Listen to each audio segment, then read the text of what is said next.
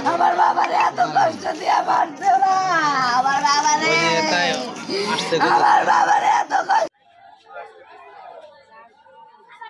এক মুহূর্তে ওই বাবার ব্যবসায় আনারের বিরুদ্ধে যে ওয়ারেন্টের যে আইছে তদন্ত রেজাল্ট করিম স্যার আইছে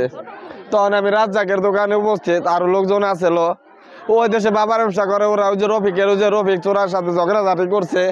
ওরা সবাই জানে আমরা তোর সাথে আমরা জানি যে ওকে সাথে ঝগড়াঝাটি ওরা দাও আনছে কালকে দেখছি দাও আনতে দেখছি তাই এই যে নাকি আনারের চাস্তো ভাই আবু শামা ঠান্ডার পোলা ও কইতেছে কয় দেশে কয় ই থুমনে কয় দেশে মাথা কাটকিরা কুতুব কিরাই কয় তার ই থুমনে ওই কইতেছে কথা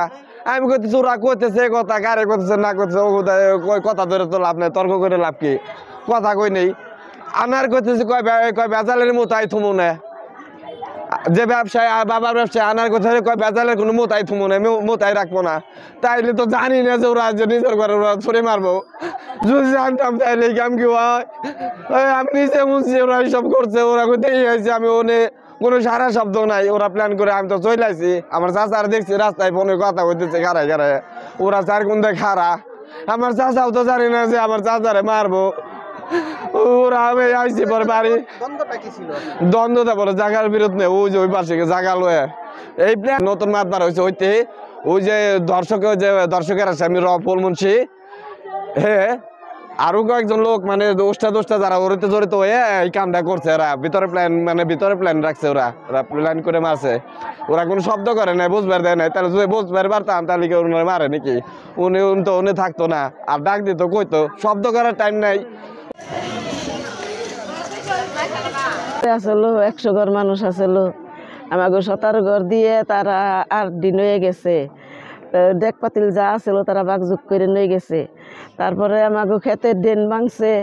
উনি তাও যাই নাইকে কয় না ভাঙুকো আমার জমিন হইলো কাগজে নইছে আমি উনি যাম না আমি এরই ক্ষেত করবো না মেশিন নইছে যে মুড়ে মেশিন হে মুড়ে আমাকে ক্ষেত খোলা আছে এই মুড়ে আমাকে ক্ষেত খোলা বেশি নাইও আমি ক্ষেত খোলা করবো না আমি যাই নাই আর একটা ক্ষেত এরা ভাঙছে এরাও ফুল পোলাহান হাতে করে ভাঙছে এই বাতুর ভাঙছে আমাকে ক্ষেত পেঁচাই ফেলাইছে তাও যাই নাই আর বাসুপুর হাফিজুর আর মফিজুর কয় কি চাচা তুমি যাইও না তুমি আমরা ইদা মাইফে জুইফে ঠিক করবানি কালকে দুপুর কালে খাইছে জোহরের নামাজ পড়ছে আসরের নামাজ পড়ছে আসরের নামাজ পড়ে বাড়ি এসে খাইয়ে তারপরে গেছে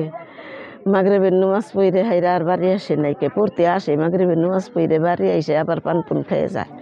বাড়ি আর আসে নাই তারপরে আমি এসার নামাজ পড়ে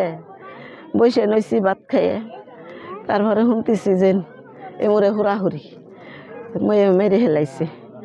এই তো ঘটনা তারপরে আর করবার না